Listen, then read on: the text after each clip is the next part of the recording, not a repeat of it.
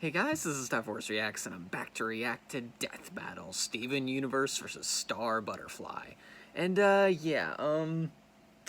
should I put this? I have barely any attachment to either character, but the only reason I'm rooting for Star is, well, two reasons. One, I actually, watched the show she was in. I watched, the first two seasons, but after that I just kind of dropped off it, and no particular reason, I just stopped. And the second reason, well, not really the second reason, but, still part of the first reason, is because, well, I didn't really watch Steven Universe, and now I don't want to, because the finale-ish, that's from what I can tell. I mean, Star Universe, whoops, Star Butterflies, Star vs. the Forces of Evil, yeah, they didn't have the best finale either. But yeah, Steven Universe, from the looks of things, just decided to crap all over the bed. And seemed to do it worse than Star did. But then again, I barely know. So yeah, I should probably hook up my headphones, simply because anyway, so that's the only, and the second reason I'm rooting for Star is because there's this, death battle prediction forum that comes out before every death battle, and everyone there seemed to be in unanimous agreement that Star absolutely stomps this death battle. Simply because she's got way more versatility, and just things Steven can't even prepare for, in the middle of a fight. So, including stuff that messes with emotions, so, and from what I can tell, Steven's very immune, not immune to that. So, yeah, I got nothing else to say, so, let's just, start the video, and, we'll get started. 3, 2, 1... play. This episode of Death Battle is sponsored by Full Sail. Full Sail University offers associate's, bachelor's, and master's degrees designed for the world of filmmaking, music, gaming, art, and tech. Offered both online and on campus, these programs are accelerated so you can earn your degree in summation, the only reason I'm rooting for Star is because I actually have good memories with her. Whereas with Steven Universe, all I've had is just bad memories, and those bad memories include just people complaining about the finale. So yeah, all right. But let's see what Death Battle does, and we'll see what happens. All right, come on.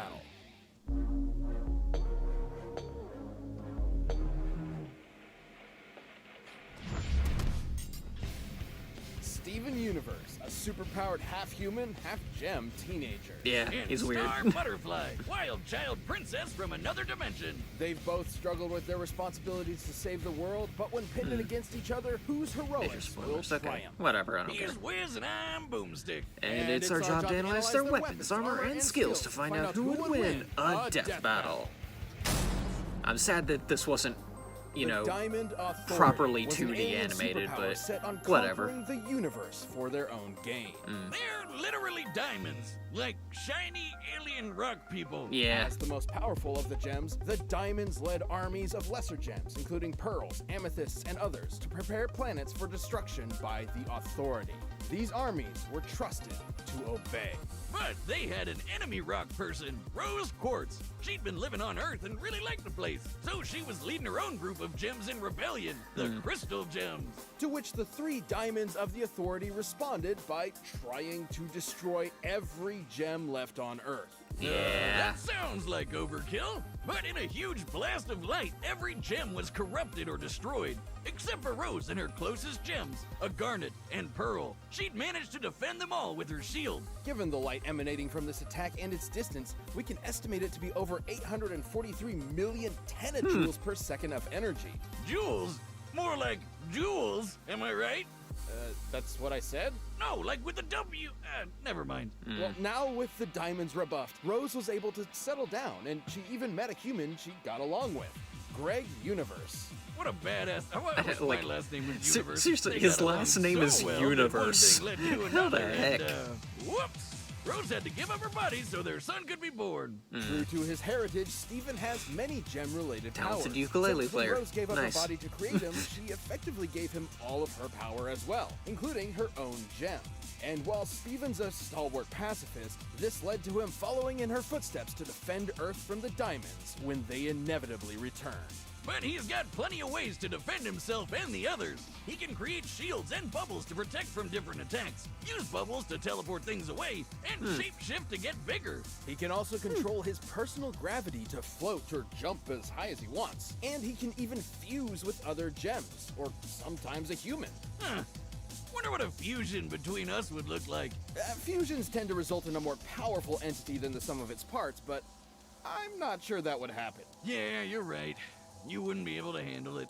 Sure. Anyway, as a gem, Steven is much stronger than an average child. Oh, yeah, While most he doesn't definitely. look for conflict, conflict always seems to find him. Like when he's taken on huge monsters or pushed through the G-forces of faster-than-light travel. And when he's in a fight, he combines that crazy strength with awesome speed and agility. He can outrun an alien security system with electric fire and ice attacks, and he's dodged lasers. Even if he can't get away in time, Steven survived an entire temple exploding and taken hits from a bunch of gems, which is huge. I mean, Garnet once punched so hard she could split a mountain. Another gem he's on par with, Lapis, telekinetically lifted the entire ocean into the atmosphere. Oh. Boomstick, do you know how heavy the ocean is? Oh. No, do you know how heavy the ocean is? The effort required for that would be anywhere from 92 petatons to over 10 zetatons of TNT. Huh. Man, that's a lot of water. His Yeah. bubble and shield are also way What? stronger than they look, since they can defend against attacks from the diamonds themselves. Not even Steven's spit could have helped with that attack. Oh, if you haven't heard, his spit can heal people. His saliva can even give plants, like fruit, humanoid form. Just spitting out seeds from a watermelon has gotten Steven in quite a bind before. That's not gonna pop up and attack me, is it? No, Boomstick, regular watermelons don't attack people. But depending on Steven's emotional state, he has varying control over his plant-based life form.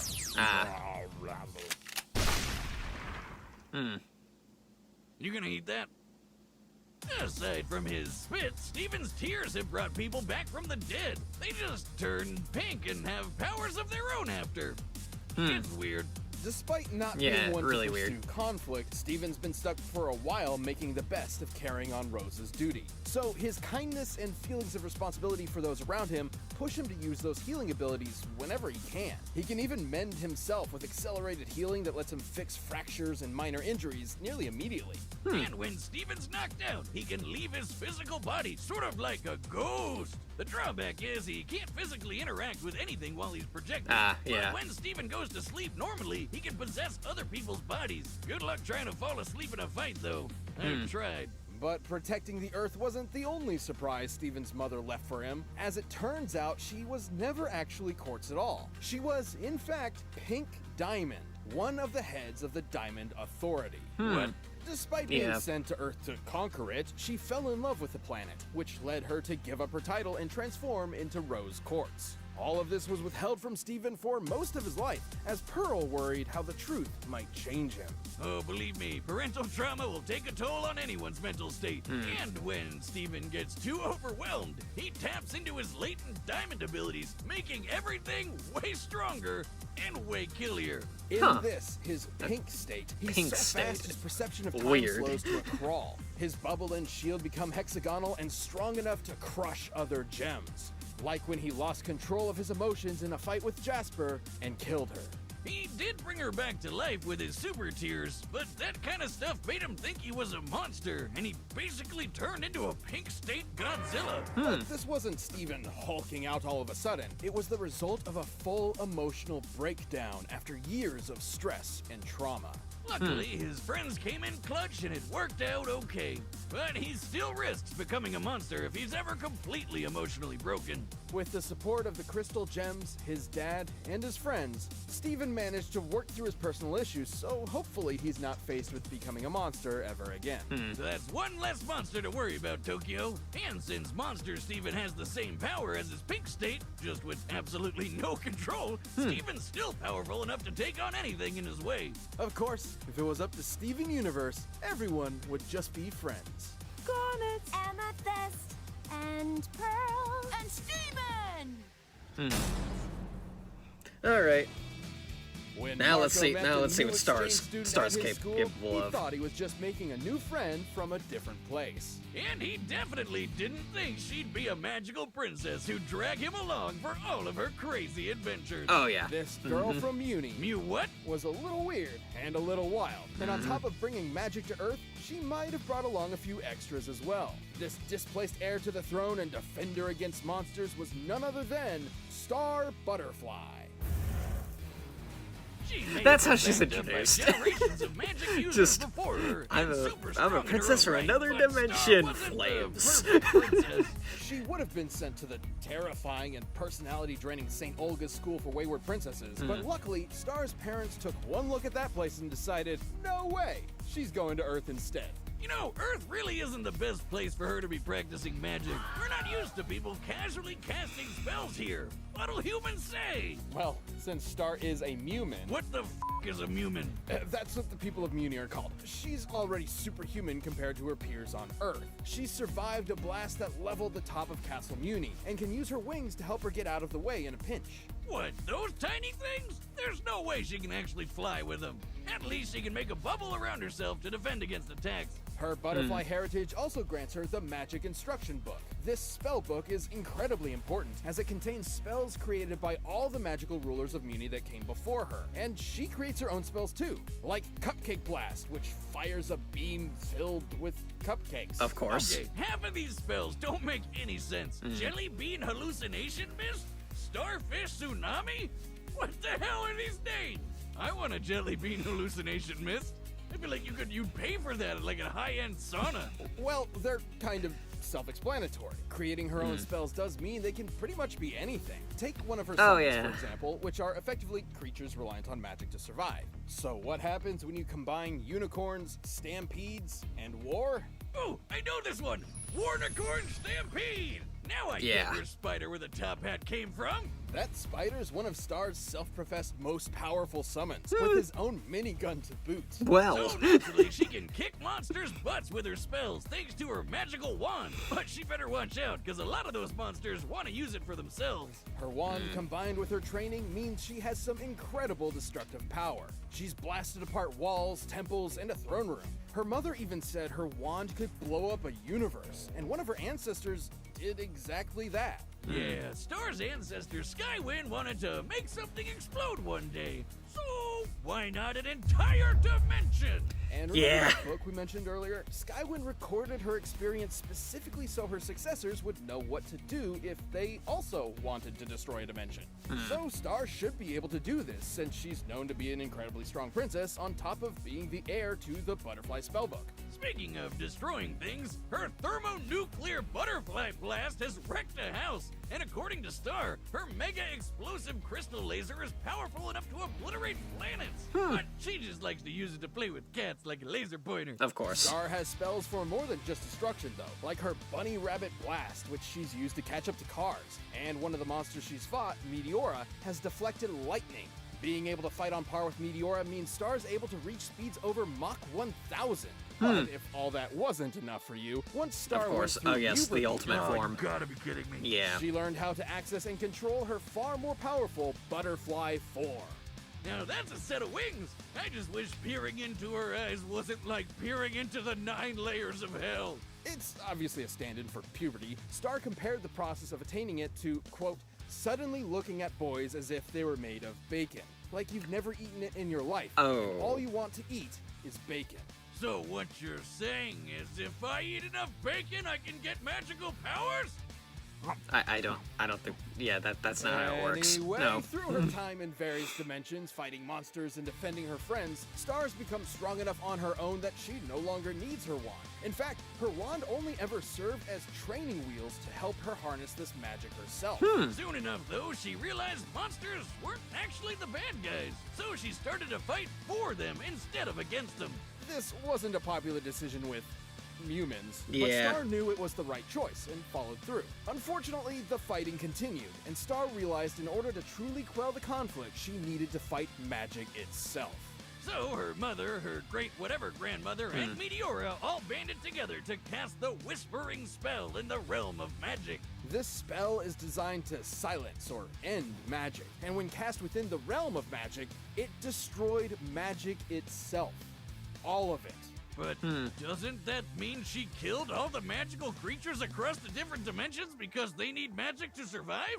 Yeah, we don't talk about that. Yeah. Well, after destroying magic and every magical creature in existence, Star was finally able to bring peace to Muni. Star had a lot of growing up to do when she was sent to Earth, but she learned to control her powers and led her country to peace. Mostly. Now, she's truly grown from her chrysalis into a butterfly. Who's ready for a bloody, bloody bloodbath? Yeah, she's very hyperactive in case you couldn't tell. All right, the But Star yeah. set. We've run the data through all possibilities. Yeah, but before we do, but it's with time like to talk about our sponsors. yeah, I'd like to take a I'm moment to rooting wish and friends of the betting show, on Adam Star and Eve, a winning. very happy It's birthday. What are they, like yeah, it's 6,000 just years one of old? those. Not that, Adam. Yeah, I'm she talking can about create her upscale own adult spells. She can create hallucinations. that. She can. Anyway, it's Adam and Eve's Yeah, she can, 50th birthday, and in celebration, they've got one heck of a deal for you. Head on over Yeah, to and, adamandeve.com and use like, the code yeah, the BATTLE wand at can checkout destroy to a get universe. almost any one item for 50% And, off. yeah. So to be honest, they have so many And items available. Star's it's just difficult to pick just Wildly one. OP, Their and like, birthday, well, shouldn't Steven we is be the one giving same. them a gift? They'll also give you 10 Yeah, free it's gifts with your Star. order. That's a gift for him, a gift Like for her, a that Death gift Battle for forum both of said, you, like, 6 it's gonna be a cool movies, and fight, free but shipping. Star's got But this you'll in the only bag. get all that if you use the code So, BATTLE yeah. at checkout at Okay. adamandeve.com. So But don't wait yeah, until you're as okay, old as now I Adam just and need Eve. to. Use the code BATTLE. That's Yes, come on, BATTLE, let's get at this ad checkout over at with, please. adamandeve.com. Please. And thanks so much Alright, to Adam come and on, Eve come for on. supporting the show. But Right now, it's it's time for a death battle. All right, let's do this. Sandcastle contest. Oh, of course.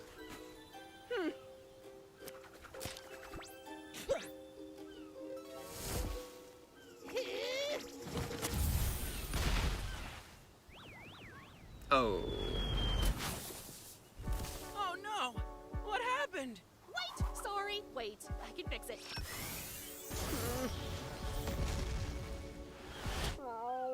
Wait, is that like a bridge to Bulma voice? I can't. Okay, I think I have a better idea. Megami 33. Oh man, that's great. Wow. Grumpy much. I'll cheer you up. Cupcake blast! Huh? Stop, please.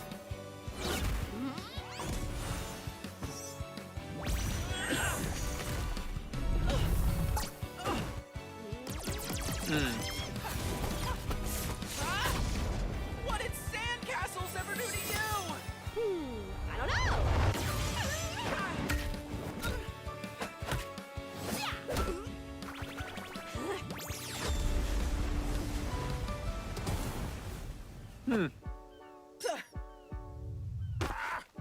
It's all right. Take your time. Check this out. Yeah, Star's whole thing is just stressing people out, and that's yeah. Ow. If you've seen episode 1 of Star vs. the Forces of Evil, you know her whole thing is just stressing people out.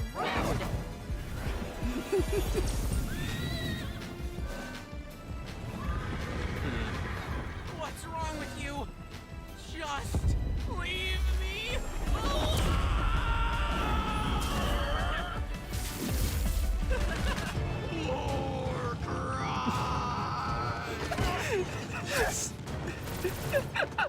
Okay. See you later, Pinky!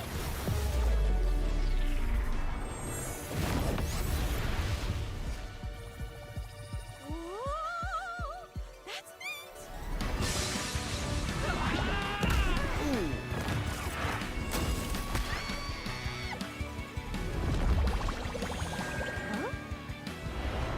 Goodbye, weird bug girl.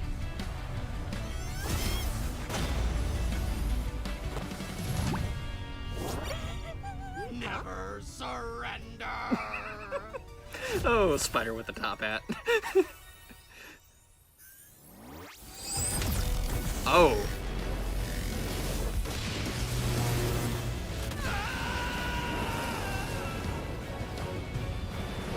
Well then.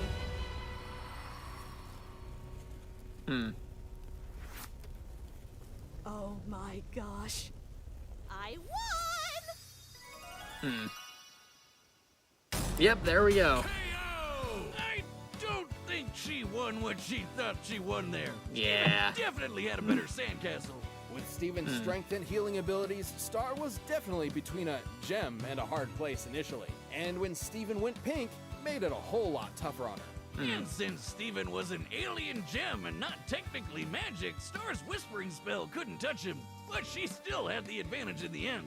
Steven was physically superior, at least to Star's everyday appearance. Star could survive explosions worth a few dozen tons of TNT, but he could match Garnet's mountain-busting might. However, everyone knows this matchup would rarely ever resolve in fisticuffs. Even Yeah. with how out there some of Steven's powers were, the sheer versatility of Star's magic was simply not something he was equipped to outmaneuver or overpower. Sure, his laser feats mean he was faster than Star in her lightning feats, but Star's butterfly form and transportation magic meant she had plenty of ways to work around that. Okay. Not to mention, she mastered her superpowered bug form while Steven never mastered Pink State. And she didn't even need her wand to go full power, so disarming her meant jack squat. It is possible Steven could match the power of the Diamond Trio, since Pink Diamond was able to defend against them alone. 843 million tenajoules, or about 2 tenatons of TNT, is certainly nothing to scoff at. But Star had spells that could destroy a whole planet, and probably even a universe. Pun intended. She could basically one-up any level of power Steven tried to throw at her. Yeah. Even if he did go full pink monster mode. Steven was pushed to the limit and gave it his best, but Star's raw power and her versatile spellcasting were impossible to beat. But fly on home, Star. You've had a genuine win. The winner is Star Butterfly. Yay, my preferred character won, but okay. Thank you for Anyway, watching. Stay tuned. We'll be jumping into the next Hey. matchup next week. But you can always get more Death Yeah, and I Battle think right the now next, by clicking one I of think, those boxes I right think over the there, next death battle is and the by one before downloading the battle break, music so linked down below. the usual break at least. Oh, here we go again. Link versus Cloud Strife. Yeah. Yeah. It was only a matter, like, once we saw, like, I think once everyone saw that Cloud was coming back, we all kind of assumed that, yeah, they're doing Link versus Cloud again. Like, and, okay, so I'm still gonna be rooting for Link, but even though in my heart of hearts, like, I kind of think Cloud's gonna win this time. But, yeah, it's just, yeah, and, let's see, yeah, it's, I'm trying to think of what else I can say, like, yeah, my preferred character won, yay, but at the same time, did they really? But, yeah, with Link versus Cloud, yeah, it, like, back when, I remember, like, until Hulk versus Doomsday, they said that Link versus Cloud was, like, one of the hardest things they've ever had to try to predict. And it's been many years since then, and we'll see what they got new with Link, and I guess technically Cloud too. But, yeah, yeah. And, like, the idea of, like, maybe a composite Link is just, like, up in the air, but, like, who knows what they're gonna do with Link, because it's not like Ganondorf, where, like, yeah, there's just only one Ganondorf, and, you know, he's not a reincarnation kind of deal. It's always just him. With Link, it's a different story, because it's always just different reincarnations. But in my opinion, like, Link, all the Links can reasonably scale to each other. Like, they're all basically the same person anyway. But at the same but the only thing that's different, however, and that for me is the only bit of contention, is Link's arsenal. It varies very differently from game to game, and especially with, like, Breath of the Wild, and, yeah, and, like, you can, like, basically choose your own, you know, arsenal, so, yeah. And since my dog's going nuts, I'm just gonna end the video here. So, yeah, I really enjoyed this battle. Can't wait for the next one. So, yeah, till next time, guys. See ya.